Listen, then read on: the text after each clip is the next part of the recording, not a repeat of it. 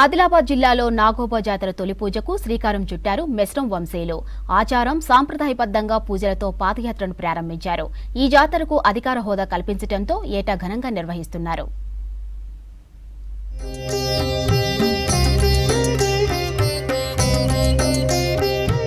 రాష్ట్రంలో గిరిజన ఉత్సవాల్లో ఒకటైన నాగోబా జాతరను రాష్ట్ర ప్రభుత్వం ఘనంగా నిర్వహిస్తోంది.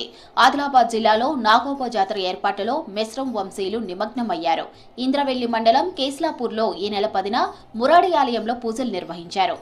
సాంప్రదాయ దుస్తులు, తెల్లని పంచ, చొక్క పాగా ధరించి మెస్రం వంశీయులు పాదయాత్రగా బయలుదేరారు.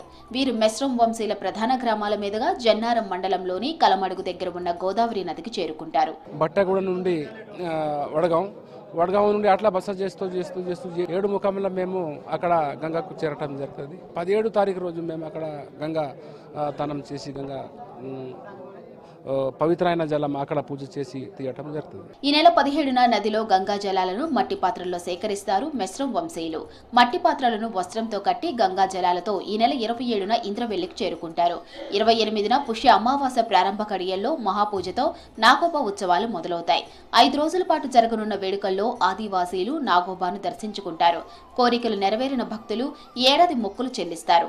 పలు రాష్ట్రాల నుంచి దాదాపు 3 లక్షల మంది భక్తులు జాతరకు తరలివస్తారు.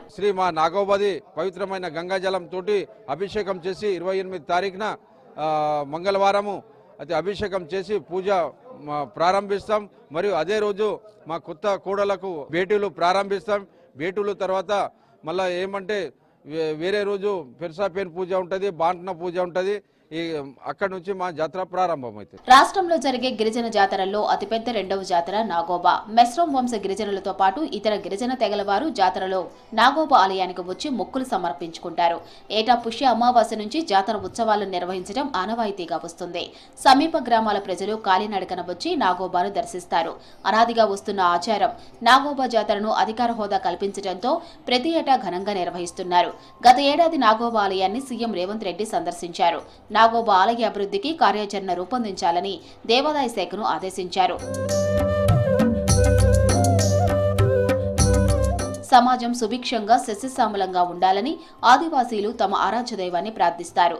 నాగోబా ఆలయ అభివృద్ధికి కాంగ్రెస్ ప్రభుత్వం ప్రత్యేకంగా నిధులు కేటాయించింది.